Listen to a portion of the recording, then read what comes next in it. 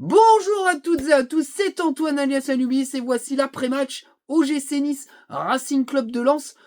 Match nul un partout, un vieux but pour égaliser, un sacrifice inutile d'Abdoulhamid. Le match est pas aussi dégueulasse que ça de notre part, je trouve les jugements un peu sévères. Par contre, je trouve qu'on n'a pas assez parlé du coaching de Pierre Sage. Moi, je vais en parler un peu longuement, déjà dans la note de Pierre Sage, mais aussi dans le débriefing. Je fais un coucou à l'expat et d'ailleurs à d'autres tweetos parce que on a eu un peu la même vision des choses. Je pense à l'expat parce que c'était le premier avec qui j'ai partagé un peu cette vision des choses-là. Les autres sont venus après en discutant en DM. Bah, c'est que je trouve que Pierre Sage, des fois, il a un peu à rebours de ce qu'il faudrait faire. Alors attention, je vais me prendre des tombereaux sur les commentaires. Je suis pas en train de faire la leçon à Pierre Sage, c'est pas du tout le cas. Mais je trouve que depuis un certain temps et depuis le début de la saison, c'est vrai que ça revient beaucoup.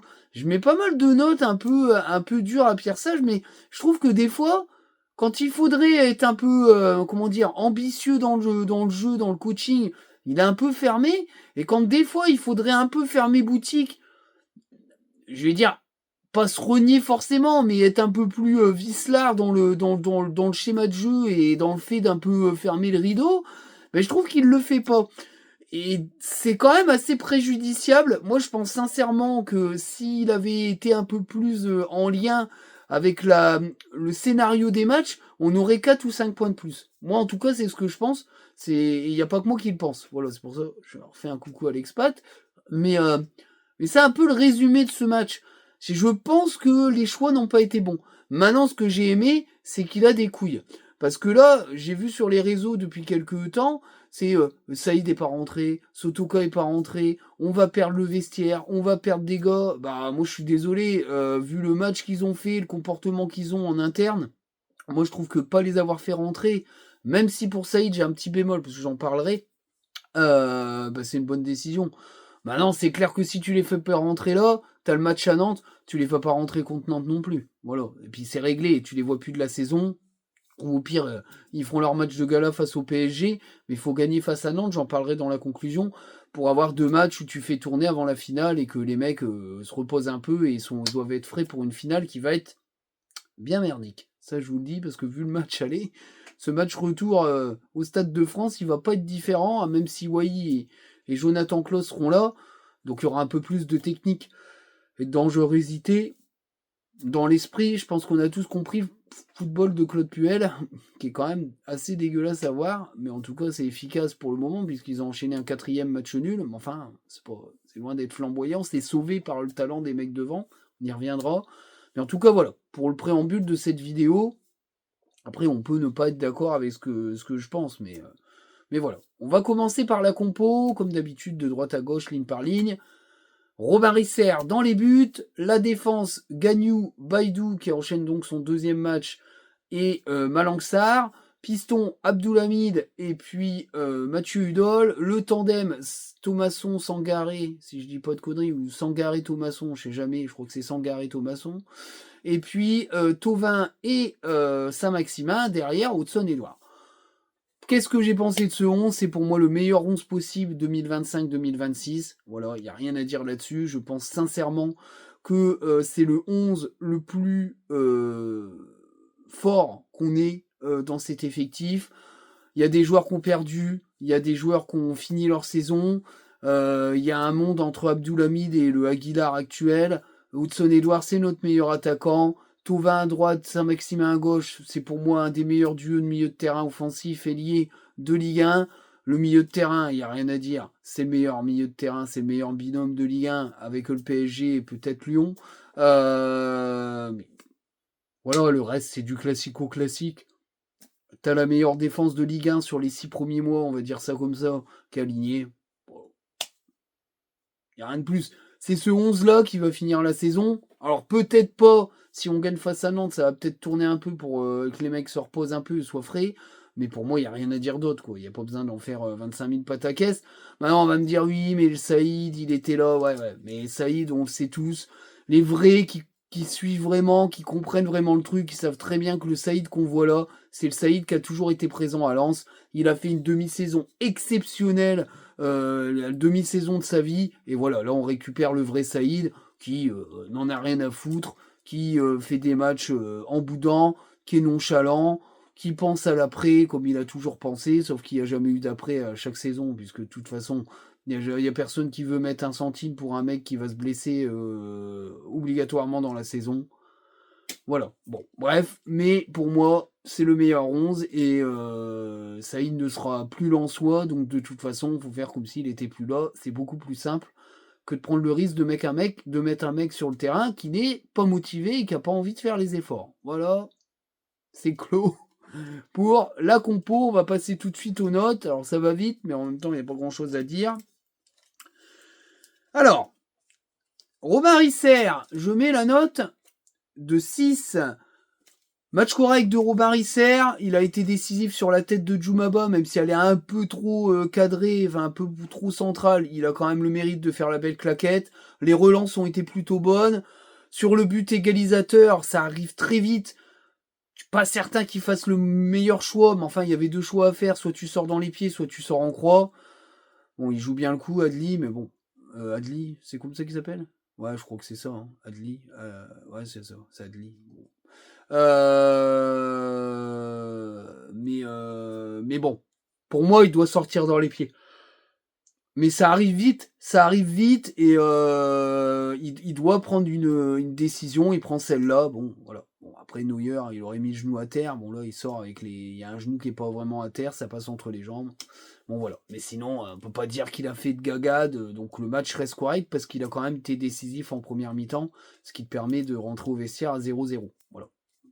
Donc, le match reste correct. Voilà. Parce qu'on peut pas dire qu'il est fautif sur le but du Niçois. En défense centrale, Malang Sarr, on va commencer par lui, parce qu'il y a un petit peu de trucs à dire. J'ai mis la note de 5. Moi, je trouve que le match est moyen. Pourquoi ? Parce que j'ai pas du tout aimé sa première mi-temps dans le caractère. Il était trop tendax du string. Moi, je trouve que voilà, il prend un jaune parce qu'il s'emporte trop contre Léonard, même si Léonard est clownesque sur ce match, on est d'accord. Le jaune est mérité. Derrière, je trouve qu'il se calme pas assez, il continue à parler. Ça va que Léonard, à un moment donné, il a une lueur de lucidité en se disant je veux pas y remettre un deuxième carton jaune parce qu'il me casse les houilles. Mais bon, sur la sortie, sur je sais plus qui, il n'y a pas grand chose, mais il y va gaiement quand même. Voilà. Après, en deuxième mi-temps, il se calme quand même, ça va mieux. Mais bon, je trouve qu'il a fait quelques petites gagades. C'était pas génial. Voilà. J'ai pas été transcendé par le match de notre ami Malang Sarr. Baïdou, j'ai mis la note de 7. Il fait un bon match, Baïdou. Moi, je trouve qu'il revient très bien. Ça va nous être, je pense, très utile pour la fin de saison. Il a gagné beaucoup de duels au niveau aérien, il a pris tous les ballons, il s'est permis quelques sorties balles au pied avec un peu de vitesse. Bon, il sera frais pour la saison prochaine parce que du coup il a été blessé longtemps, s'il reste Lensois cette saison. Mais pour moi la tendance par rapport à son agent, d'après ce que j'ai eu comme retour, c'est que l'agent veut qu'il reste une saison pour jouer la Ligue des Champions avec Lens et puis après il partira. D'après ce que j'ai compris, le joueur, il attend de voir un peu les propos, parce que c'est un mec qui est pas, voilà, il veut pas faire de vieux os à Lens, mais bon, après stratégiquement parlant, je pense que son agent a raison. Maintenant, sur le match, il est vraiment en train de monter en puissance. Et je trouve qu'il a été très utile défensivement, et on est quand même beaucoup plus solide avec Baïtou en centrale et Gagnou à droite, qu'avec Gagnou en centrale et Selic à droite. Voilà, sans dénigrer Selic, parce que moi je fais pas partie de ceux qui lui crachent sur la tronche pour faire... pour les spotlights, moi je trouve que Selic a fait une intérim qui tient la route, même s'il a pas le niveau pour jouer au top 5, il a quand même été assez solide dans l'ensemble, puisque quand on regarde, il a fait des craquettes, mais les craquettes sont surtout venues de Gagnou qui ont eu du mal à se situer quand il est passé central, mais en tout cas voilà, je fais un petit coucou à Selic. Pardon, je baille un peu, désolé, mais gros week-end. Le boulot est un peu dur. Notre ami Gagnou, j'ai mis la note de 5. Moi, je trouve que c'est moyen. Il a quelques interventions qui ont été un petit peu compliquées. Il n'a pas été aidé par Abdoulhamid, c'est vrai, mais il n'a pas aidé non plus Abdoulhamid. Des placements un peu erratiques. On a connu meilleur Gagnou. Il fait une tête de loin qui est plutôt intéressante. Il fait une frappe contrée. Dans l'apport offensif, c'est intéressant. Mais je trouve que là, ça n'a pas été le meilleur gagnant de l'année. Maintenant, il peut pas toujours être bon à chaque match, mais voilà, j'ai voulu mettre une note un peu plus basse que correcte, parce que je trouve que voilà, ça a manqué sur certains trucs et ça a permis aux Niçois d'avoir quelques transitions dangereuses.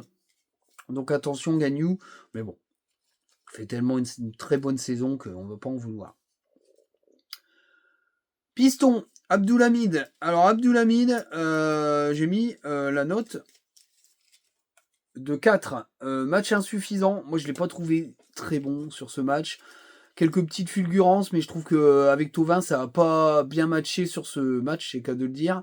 Je trouve qu'il n'a pas été très inspiré non plus défensivement, où il était un peu à contre-temps. Il s'est fait engueuler tout le long de la première mi-temps par Alioui, à juste titre, parce que en fait, le problème du placement d'Abdoulhamid, c'est que quand Thauvin allait sur la ligne, il était sur la ligne. Défensivement, ça ouvrait un couloir. Quand Thauvin rentrait dans l'axe, il avait tendance à se décaler un peu dans l'axe aussi. C'est un peu compliqué.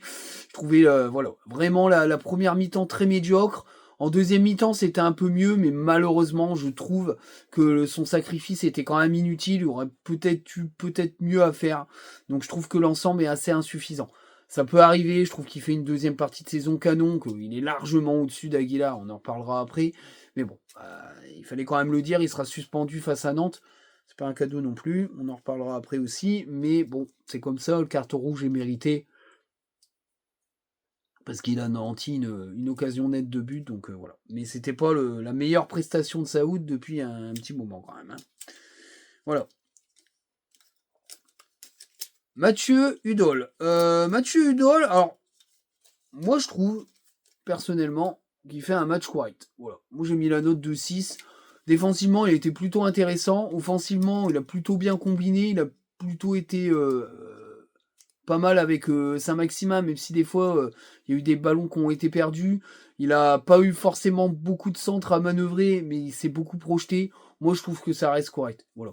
Et je pense sincèrement que voilà, il a besoin aussi de souffler, mais c'est compliqué parce que t'as pas de banc. Donc, et puis Masuaku, je trouve qu'il a manqué dans le coaching, mais ça, je reviendrai après. Mais ça, malheureusement, le problème de Masuaku, c'est qu'il prend beaucoup de cartons, donc compliqué. Mais je pense que ça a manqué dans la stratégie aussi. Mais tout ne sera pas à décharge pour notre ami Pierre Sage. Mais voilà. Bon, après, il n'y a pas grand-chose à dire non plus sur son match, mais ça reste pas un mauvais match. Au milieu de terrain, Sangaré, 8. Très bon match de Sangaré. Enfin, je l'ai trouvé très bon techniquement. Il a repris son envolée lyrique. Beaucoup de ballons bien sortis, bien sentis. Il s'est pas mal projeté. J'aurais voulu qu'il frappe un peu plus, mais franchement, au milieu de terrain, ça a été très bon. Parce qu'en face, il y avait quand même Sanson et l'autre milieu de terrain, c'est Boudaoui. C'est pas un cadeau non plus, parce que c'est quand même des milieux de terrain intéressants. Et je trouve qu'ils ont été très bons les deux. Voilà, il lui a manqué d'être décisif offensivement, mais franchement, l'ensemble était très bon. Thomasson, pareil, la note de 8, on retrouve vraiment le Thomasson des 6 premiers mois. Il y a eu un petit coup de mou, mais c'est normal, parce que je pense qu'il était en sur-régime complet, mais là, il revient très bien. Une passe décisive bien sentie pour Alain de Saint-Maximin.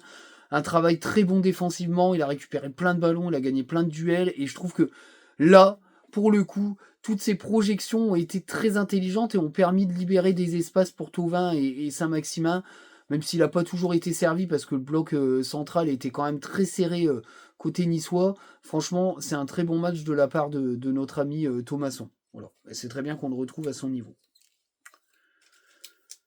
Florian Thauvin, j'ai mis la note de 4, insuffisant. Moi, je trouve quand même que c'était assez médiocre l'ensemble. Il n'a pas été très inspiré. On ne l'a pas beaucoup trouvé non plus, mais quand on l'a trouvé, ça n'a pas toujours été extraordinaire non plus. Voilà, c'était un peu le dur, mais bon, après, Thauvin, il peut pas toujours être merveilleux à chaque match. Moi, je pense que véritablement, il fait une bonne saison. Il est très intéressant, mais il peut pas l'être à chaque match, et là, il l'a pas été. Voilà, donc c'est un peu compliqué pour lui. Mais en tout cas, c'est vrai que du coup, il souffrait un peu de la comparaison avec son copain d'Agoche, Alan Saint-Maximin, la note de 8, très bon match d'Alan Saint-Maximin. Moi, je trouve que c'était vraiment lui le leader offensif de cette équipe sur le match face à Nice. Il a été très bon dans la percussion, dans les recadrages. Alors, il l'a fait très souvent, mais il a réussi à le faire à chaque fois. Il marque au bout de sa 4e frappes qui sont en fait les 4 seules frappes. Il a frappé 5 fois au but sur le match. C'est plutôt intéressant et c'est quasi lui qui a frappé à chaque fois côté Lensois. Et d'ailleurs, les 4 dernières frappes étaient de lui sur les Lensois qui ont tiré 5 fois au but, je crois. Je dis des bêtises. Il a tiré 4 fois sur les 5. Mais je ne sais pas qui a tiré. C'est Hudson-Edouard qui a tiré une fois. Mais du coup, en fait, sur le but, il avait déjà... C'est lui qui a émis les 3 dernières frappes Lensois. Je vais y arriver. Voilà, je m'exprime très mal. Désolé les gars, mais je pense que vous m'avez compris. Mais voilà, pour moi, il a été déterminant sur ce match. Sur le but, il est plein de sang-froid. Voilà, c'est le mec en forme. C'est le gars qui peut nous emmener en Coupe de France en finale. Et enfin, qui peut nous faire gagner la finale de Coupe de France. Je pense que pour moi, c'est le meilleur offensif du moment à Lens. Et franchement, il fait un super match.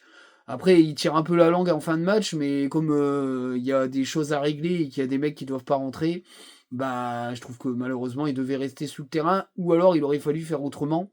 Mais bon, ça, on en va en parler un petit peu après dans l'analyse du coaching. Mais en tout cas, très bon match de Saint-Maximin. Hudson-Edouard, j'ai mis la note de 4 à Hudson-Edouard.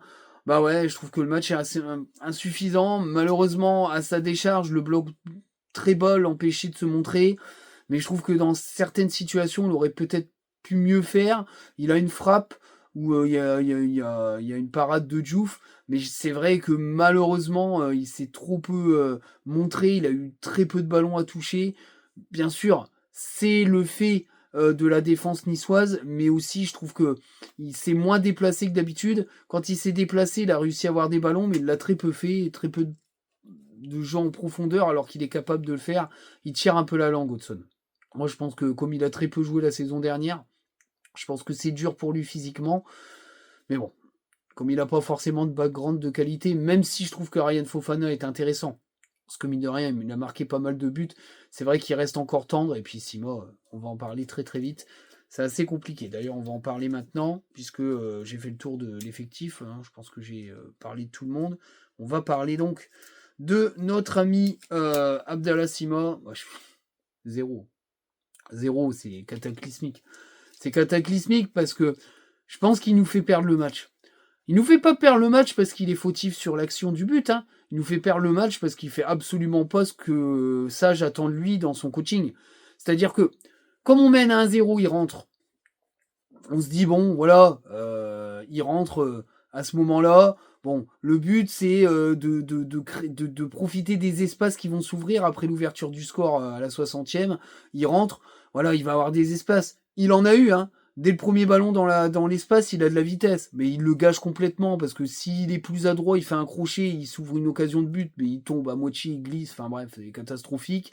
Et puis derrière, c'est disparition totale. Tous ses déplacements sont pourris, toutes ses prises de balles sont pourraves, il a complètement disparu après, il a pu toucher un ballon. Bah en fait, il fait perdre le match parce que il a rien, il a servi à rien quoi. Il a servi à rien, c'est une catastrophe.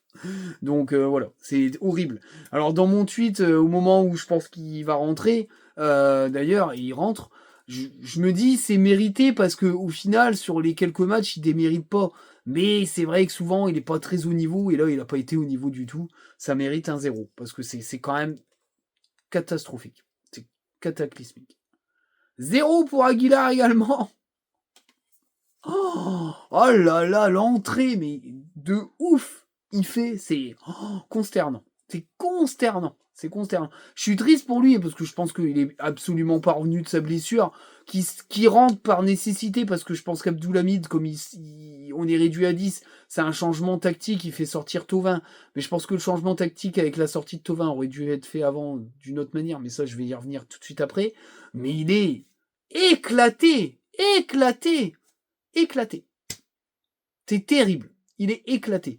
Parce que il rentre, il est mort, et il arrive à se faire bouffer par Barre à la 88e minute, alors que Barre, il a fait que ça de courir et de faire des accélérations. Il fait plutôt un bon match, Barre. Mais c'est impossible qu'à la 88e, tu te fasses déposer par Barre quand on a plein les chaussettes, quoi. C'est une catastrophe. Et d'ailleurs, à un moment donné, il se fait bouffer aussi sur une action où il est absolument pas là. Heureusement que Malang Sarr, derrière, il met une tête en corner. C'est un cataclysme, son entrée. Mais horrible. Alors, on le verra peut-être meilleur la saison prochaine, mais là, ça fait peur. Et il joue contre Nantes. Alors bon, après, moi, je donnerai mon idée dans la conclusion, mais les deux, c'était 0. Et je trouve que chaque phase de ce coaching-là nous a foutu un peu plus dans la merde. Voilà, faut le dire. Faut le dire, voilà. Et c'est les deux seuls changements qu'il fait, hein. Il fait aucun autre changement. Et je pense que le truc, c'est que il a pas voulu bouger son milieu de terrain et que c'était foutu après, et que c'était trop tard pour faire des changements, qui auraient dû être faits avant. C'est pour ça que je mets la note de 4 à Pierre Sage. Bah ouais, je mets la note de 4 à Pierre Sage parce que je trouve ça insuffisant. Alors je vais expliquer ce que je disais dans mon introduction. Moi, je trouve qu'il est à contre-bourg des fois. Parce que là, ce qui nécessitait d'être fait... Alors après, attention, hein, on va me dire, ah, t'es pas coach, vas-y, tes leçons à Pierre Sage, va te faire foutre. Peut-être. Mais en tout cas, je suis pas le seul à penser. Mais je pense que sur ce match-là, il aurait peut-être été utile de faire ce qu'il dit à la trêve hivernale. Parce qu'au final, quand Aïdara signe, tout le monde saute à pieds joints et il est le premier à dire ça me permettra peut-être aussi de passer à 3. Ben, il aurait peut-être fallu passer à 3 à ce moment-là. Quand tu mènes 1-0 à la 60e, que tu vois que ton Thauvin il a un peu rinsouille, qu'il n'est pas inspiré, ben, tu fais sortir Thauvin, non pas pour le punir, mais déjà pour le préserver un petit peu. Tu fais rentrer Aïdara ou Bulatovic, tu passes à 3 au milieu de terrain, tu joues en 3-5-2, et puis voilà, tu laisses Hudson-Edouard ou tu fais rentrer un mec comme Fofana qui peut garder les ballons. À la limite, tu peux faire rentrer Saïd à la place de Saint-Maximin, mais moi je comprends la logique de Pierre Sage, donc là-dessus, je le juge pas sur le fait qu'il fasse pas rentrer Saïd, mais je trouve que là, il s'est merdé. Parce que je pense sincèrement que dans ce match-là, il nécessitait de passer à 3 au milieu de terrain, ne serait-ce que pour essayer de continuer à coffrer le duo Sanson Boudaoui, qui ont quand même été très compliqués à gérer, surtout en fin de match. Surtout qu'en plus, Tom Louchet, à un moment donné, remonte piston parce que il fait rentrer Adli. Je crois que c'est Adli. Hein. J'ai dois écorcher son nom. C'est Youssef Adli. Moi, peut-être que c'est ça, mais c'est. Vous me direz dans les commentaires, hein, celui qui a marqué, je crois que c'est Adli. Bon bref, mais je trouve que il est pas bon là-dessus. Il est pas bon là-dessus. Après, bien sûr, il fait rentrer Aguilar. Il a pas le choix. Je suis pas sûr qu'Aguilar rentre dans ce match-là si Abdoulhamid prend pas rouge. Hein. Parce que mais il a pas le choix parce qu'il a pas de piston droit. Il a pas de piston droit ou alors il a inventé un truc. Mais le problème, c'est qu'inventer un truc, c'est un peu chaud, quoi. C'est un peu chaud. Et il est baisé par Masuaku. Parce que comme Masuaku est suspendu, bah, tu peux pas faire rentrer Masuaku à la place par exemple, de Malangsar en cours de match pour dire d'éviter que Malangsar prenne un deuxième jaune ou je sais pas quoi. Puis tu peux pas faire rentrer Masuaku pour dire de faire un système. T'es baisé un peu. Parce que si tu fais rentrer Masuaku à la place de Thauvin, par exemple, bah tu peux, par exemple, mettre Gagnou à droite. Et puis faire un système différent et puis jouer autrement. Mais là, le problème, c'est que tu te retrouves baisé parce que t'as pas cette solution-là. Mais je trouve que tu te fais, je redis le mot baiser, avant, parce que tu dois passer un milieu de terrain à 3, et je trouve que là-dessus, il n'a pas été inspiré, c'est pour ça que je mets la note de 4. Parce que sincèrement, je pense c'était ça qu'il fallait faire. Et c'est ce que j'explique dans l'introduction. Là, il faut faire mes boutiques, en vrai. Tu gagnes ce match-là, t'es assuré de la Ligue des Champions. Tu fais un boutique. Les Niçois, ils vont aller à l'abordage. Autant, voilà, faire mes boutiques, procéder en contre avec Saint-Maximin qui est plutôt en jambes. Tu peux garder Edouard parce qu'il n'est pas non plus mort, puisqu'il n'a pas fait grand-chose face à un bloc bas. L'idée de mettre Sima, c'est une bonne et une mauvaise idée à la fois, parce que c'est une bonne, parce que Sima peut prendre la profondeur, c'est une mauvaise, parce qu'il n'est pas au niveau. Voilà, donc, pour moi, il se tue un peu le match. Parce que je pense que s'il fait le changement, qu'il passe à 3 au milieu de terrain, je suis sûr et certain qu'on gagne le match. Moi, en tout cas, je le pense comme ça. Léonard, alias le clown, bah, je mets la note de 2. Hein. La seule bonne décision, c'est le carton rouge d'Abdoulhamid. Le reste, c'est un sketch. Les cartons jaunes Lensois, c'est quand même... Faut falloir qu'on même... Alors, Malangsar, à la rigueur, je veux comprendre. Mais le carton jaune à Thauvin, mais il y a rien. C'est le mec qui le pousse par terre. Qu'est-ce que tu vas mettre un carton jaune à Thauvin? Il est complètement pété. Il met un carton jaune à... Je pense que Thomasson a pris un jaune, je suis pas sûr, mais j'en vérifierai. j'ai pas regardé sur internet, mais pour moi, je suis sûr qu'il lui met un jaune, alors que c'est le capitaine et qu'il a le droit de parler. Mais il a dû hausser le ton, hein, donc en mode cow-boy. Par contre, de l'autre côté, Nice, tu peux mettre des coups de coude, des machins, des pètes. Barre doit prendre un jaune depuis 1 million d'années. Enfin, c'est n'importe quoi l'arbitrage. Nice doit prendre au moins 3 ou 4 jaunes dans ce match-là, parce qu'ils sont horribles. Horribles, horribles, horribles. D'ailleurs, j'ai mis la note de 2 à Nice, parce qu'ils sont horribles. Enfin, on va s'emmerder à la finale. Alors, il y aura un peu plus de technique, parce qu'il y aura Wai et Klaus, parce que je pense qu'ils vont les préserver et qu'il n'y a plus que la finale à jouer. Mais c'est horrible. C'est le vieux football de chez Puel. Alors c'est efficace parce que ça défend à mort et ça joue en transition parce que tu peux te le permettre. T'as Diop, Boudache qui est putain de bon et Mohamed Ali Chou qui fait un sacré match.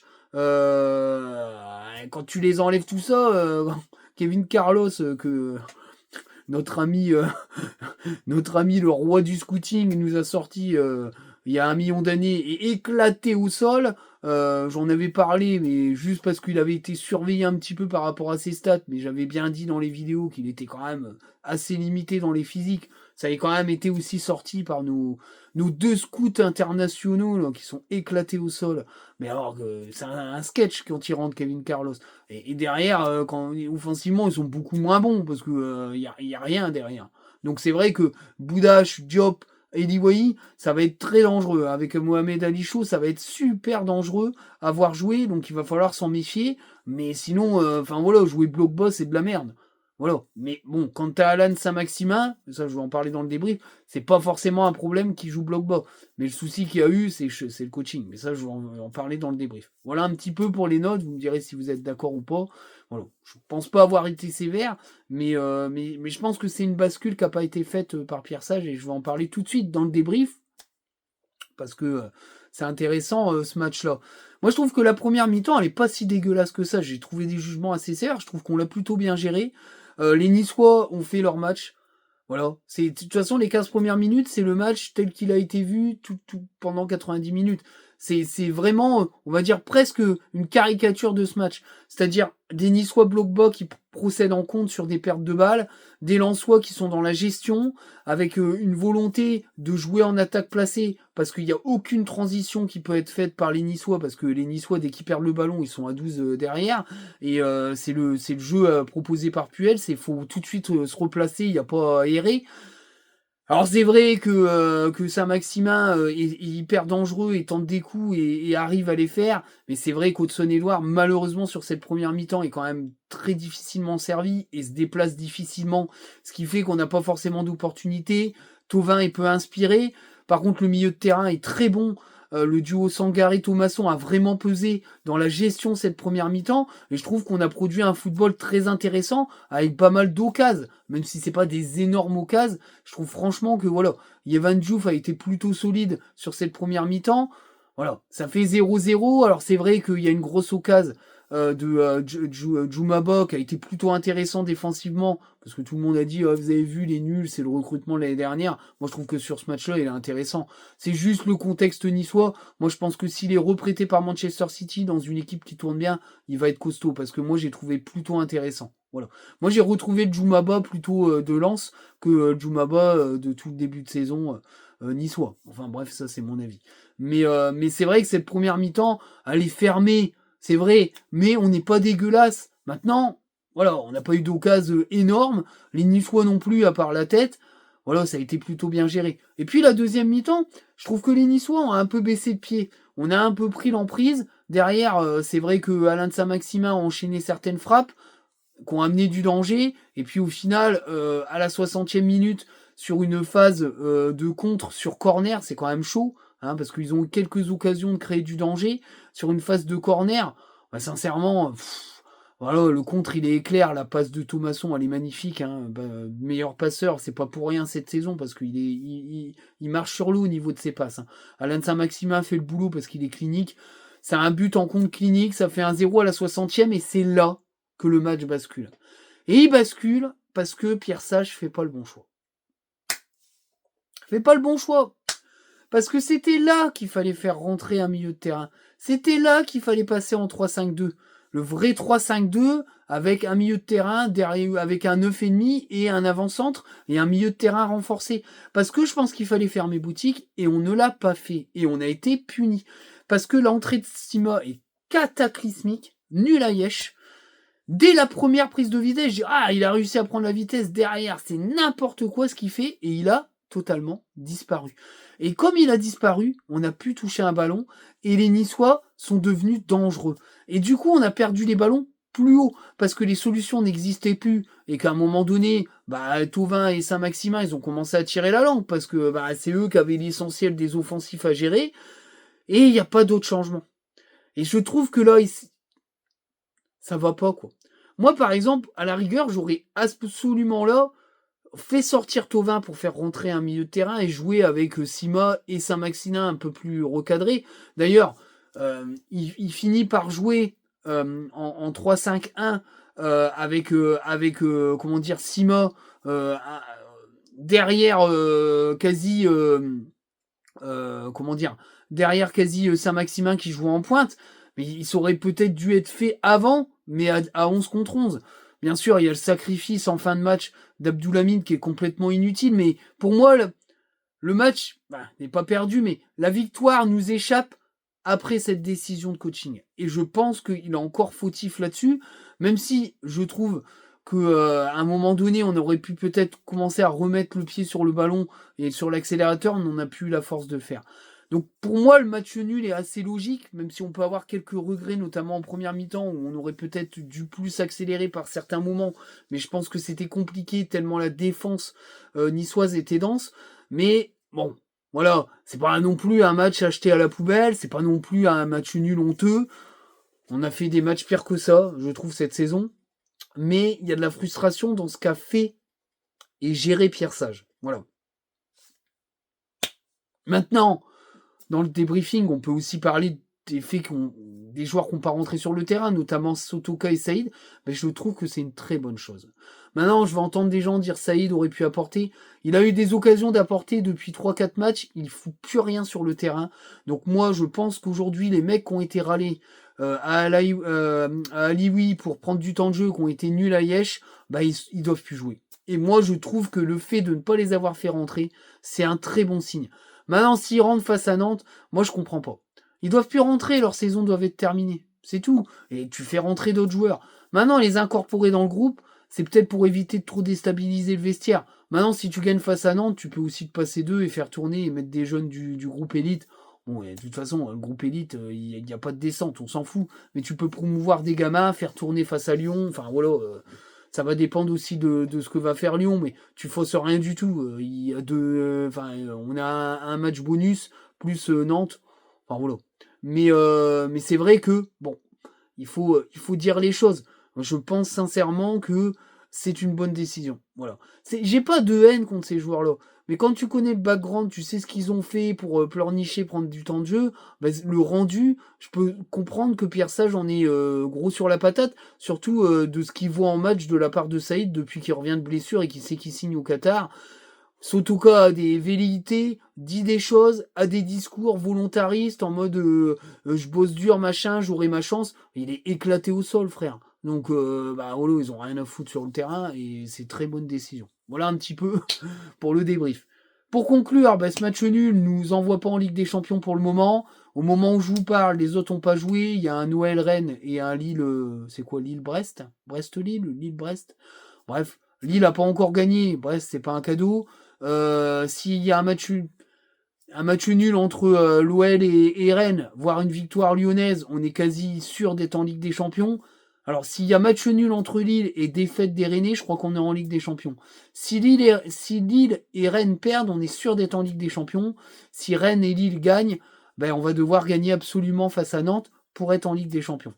Maintenant, Nantes, faut arrêter de claquer des genoux. Bien sûr qu'ils ont gagné 3-0 contre Marseille, mais Marseille a été scandaleux. C'est une honte le match des Marseillais, même si les Nantais, ils ont gagné sur le terrain, c'est qu'ils en sont capables. Maintenant, sincèrement, si on n'arrive pas à battre Nantes, faut arrêter de parler de Ligue des Champions. Voilà. Alors c'est vrai, on va perdre Abdoulhamid. Non, Aïdara et Bulatovic au milieu de terrain, c'est loin d'être dégueulasse. Moi, je pense qu'ils font le boulot. Maintenant, s'ils sont dépassés, c'est peut-être qu'ils n'ont pas le niveau pour être titulaires et que va falloir qu'ils continuent à bosser. Mais pour moi, ils ont largement le niveau pour jouer le milieu de terrain de Nantes. Voilà. Maintenant, c'est vrai que les Nantais ont fait le boulot en mettant des buts. Ils vont sûrement nous claquer Ablin à gauche pour aller mettre la misère à Aguilar parce qu'il sera titulaire. Mais voilà, c'est peut-être le bémol, c'est Aguilar titulaire. Maintenant, Aguilar, il peut récupérer un peu de pourcentage de physique parce que je pense qu'il est dépassé physiquement. Hein, parce qu'il fait quand même une bonne première partie de saison, mais depuis la blessure, il est mort pour la France. Et je pense surtout qu'il est mort tout court. Physiquement, il va pas revenir avant un petit moment et je pense qu'il est à 0%.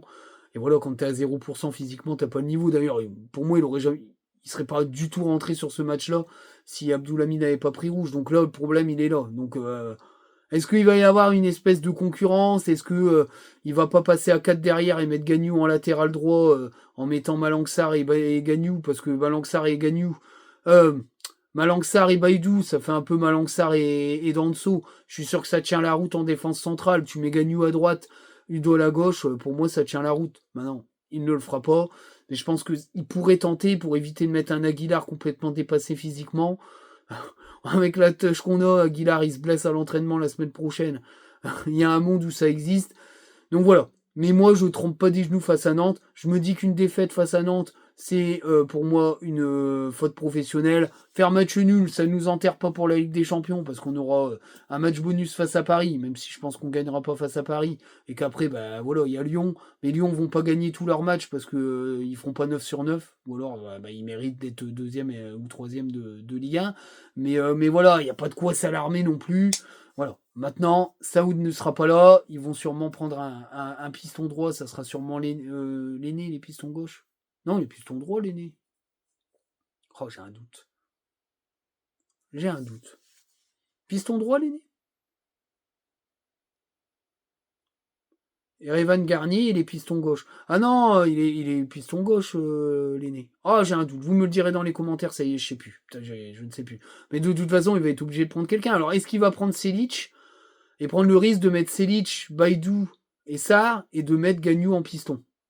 Après, ça peut marcher, hein. Ça peut marcher. Mais de toute façon, Selic sera dans le groupe parce que là, il y a trop d'absents. Mais ouais, c'est un peu le bémol du futur match face à Nantes. Mais bon, Pierre Sage a une semaine pour bosser ça et voir un peu ce qu'il va décider. Mais bon, voilà, il n'y a pas de quoi claquer des genoux ni des dents. Ça tombe dès ce week-end, on sera en Ligue des Champions, on pourra faire n'importe quoi face à Nantes, on s'en branlera. Mais bon, c'est un scénario. Voilà, pour qu'on soit en Ligue des Champions directement, il faut que Lille et Rennes perdent. Voilà. On sera directement en Ligue des Champions puisque on aura 6 points et qu'eux leur resteront un match et nous 2. Donc voilà, le problème est réglé. Voilà. Mais par contre, si tu gagnes face à Nantes, t'es sûr d'être en Ligue des Champions, voire même t'es sûr d'être deuxième, je crois que... Oui, c'est ça. Si tu gagnes face à Nantes, t'es sûr d'être deuxième.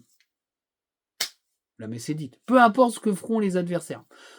Donc voilà, faut aller gagner ce match-là à domicile, on en est largement capable. Maintenant, c'est clair et net que tu vas te passer sûrement de Saïd et de Sotoka, ou alors vraiment tu vas les faire rentrer. Mais je pense sincèrement que la décision de ne pas les avoir fait rentrer face à Nice veut dire qu'ils ne rentreront pas du tout face à Nantes, parce que sinon tu es en train de te contredire dans ta gestion d'effectifs. Maintenant, voilà, on verra bien ce qui va se passer. Voilà les amis, vous me direz ce que vous en pensez dans les commentaires. Je vous souhaite une bonne fin de week-end. On va regarder les matchs de Lyon et de Lille et de Rennes avec peut-être le cigare dans la bouche parce qu'au final c'est du plaisir, on s'en branle, on s'en fout de leurs résultats parce que nous le principal résultat c'est d'aller gagner face à Nantes. Donc voilà, profitez de votre week-end orageux parce que malheureusement l'orage et la pluie vont arriver. Enfin, vu les températures, c'est un peu obligé. Prenez soin de vous, faites attention à vous, et à très bientôt pour une nouvelle vidéo. Ciao, ciao, bye bye.